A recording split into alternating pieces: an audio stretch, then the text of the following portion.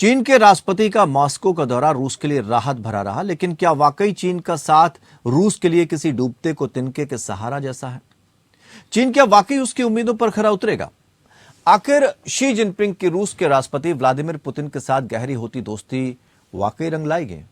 लेकिन अगर चीन से रूस की उम्मीदें पूरी नहीं होती हैं, तो फिर क्या रूस ऐसी जगह खड़ा हो जाएगा जहां से उसका निकलना ही मुश्किल हो जाएगा? आखिर क्या है जिनपिंग और पुतिन की मुलाकात के मायने, जानने की कोशिश करते हैं इस रिपोर्ट में।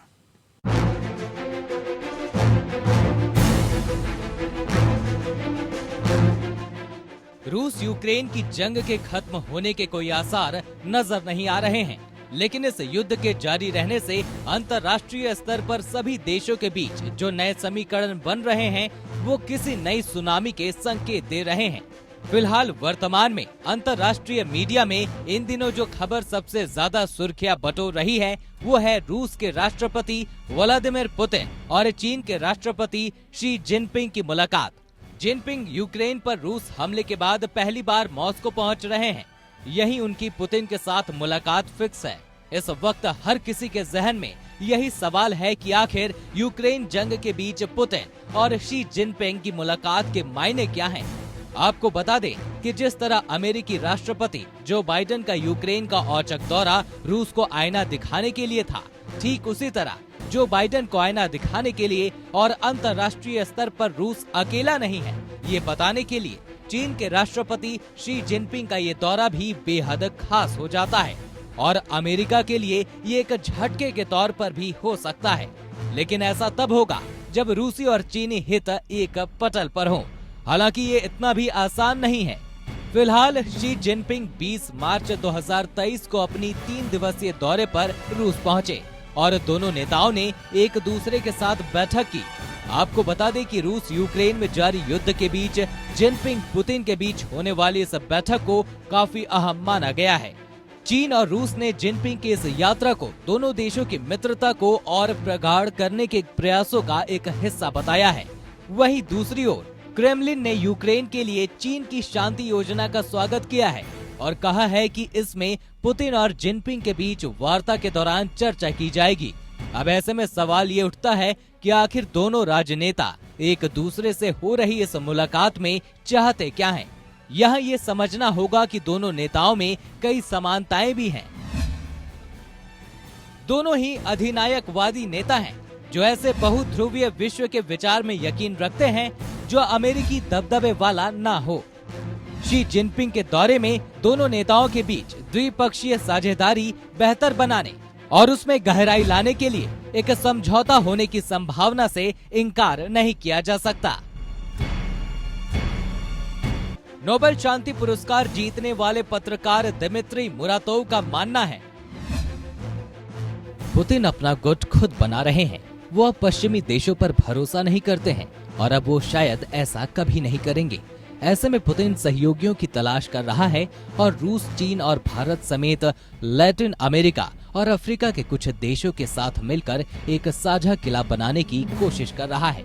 पुतिन एक ऐसी व्यवस्था बनाने की कोशिश कर रहे हैं जो पश्चिम विरोधी हो। वहीं दूसरी ओर Carnegie Endowment for International Peace संस्थान से जुड़े वरिष्ठ शोधार्थी अलेक्जेंडर गबुएव का मानना है, युद्ध अब रूस की आंतरिक राजनीति, विदेश नीति और आर्थिक नीति को शक्ल देने वाला सिद्धांत बन गया है। यूक्रेन को तबाह करना एक जुनून में बदल गया है। इसके लिए आपको हथियार, पैसा और आर्थिक जीवन रेखा चाहिए। चीन कम से कम रूस को हथियारों के कलपुर्जे और टेक्नोलॉजी देता है जिसे सेना की ओर से इस्तेमाल किया जा सकता है। चीन इसके साथ ही रूस को पैसा भी देता है। पश्चिमी देशों के प्रतिबंधों का सामना करने और रूसी अर्थव्यवस्था को ऊंचाई पर पहुंचाने के लिए रूस चीन के साथ अपने व्यापारिक संबंधों को बढ़ा रहा है। विशेष रूप से ऊर्जा के क्षेत्र में पुतिन और शी जिनपिंग के बीच तेल, गैस और एनर्जी पाइपलाइन को लेकर भी बातचीत हो सकती है। अगर सच में ऐसा है तो क्या आप चीन से ये उम्मीद कर सकते हैं कि वो रूस को मारक हथियार उपलब्ध कराकर सैन्य विजय हासिल करने में मदद करे? अमेरिका का दावा है कि चीन इस पर विचार कर रहा है। चीन ने इस दावे का खंडन किया है। आखिर क्या है यूक्रेन की जंग के बीच पुतिन और शी जिनपिंग के मुलाकात के मायने? दरअसल व्लादिमीर पुतिन जिन परिस्थितियों में घिर चुके हैं, उससे बाहर निकलने का उन्हें फिलहाल कोई रास्ता नजर नहीं आ रहा है। पुतिन एक ऐसा युद्ध शुरू कर चुके हैं जो उनकी योजना के मुताबिक नहीं चल रहा है। प्रतिबंधों के दलदल में वो पूरी तरह से धंस चुके हैं। वहीं अंतर्राष्ट्रीय अपराध न्यायालय की ओर से भी पुतिन के खिलाफ युद्ध अपराधों के मामले में गिरफ्तारी वारंट जारी किया जा चुका है। ऐसे समय पर पुतिन को एक ऐसे दोस्त की जरूरत पड़ रही है जो अमेरिका जितना ही ताकतवर हो और पश्चिमी देशों को नापसंद भी करता हो। ऐसे समय में चीन के राष्ट्रपति शी जिनपिंग से पुतिन की ये मुलाकात काफी महत्वपूर्ण हो जाती है। आपको बता दें कि एक ऐसा दौर भी आया था जब शी जिनपिंग ने पुतिन को अपना सबसे अच्छा दोस्त बताया था। लेकिन सवाल ये है कि चीन हमेशा ही अपने हितों को आगे रखता है। जिस तरह रूस को उसकी जरूरत है, वैसे ही चीन भी अलग थलग पड़ चुका है और उसे भी रूस की जरूरत है। अब दोनों के हितों के आगे ही अमेरिका खड़ा है। ऐसे में इन दोनों महाशक्तियों के मिलन पर तीसरी महाशक्ति की नजर लगातार बनी हुई है। वहीं दुनिया भर के देशों की नजर इन तीनों महाशक्तियों के बीच चल रहे शीत युद्ध पर टिकी है, क्योंकि रूस चीन की करीबियत से काफी कुछ बदल जाएगा और दुनिया दो हिस्सों में बढ़ सकती है। कौन किधर होगा ये कहना अभी जल्दबाजी होगी।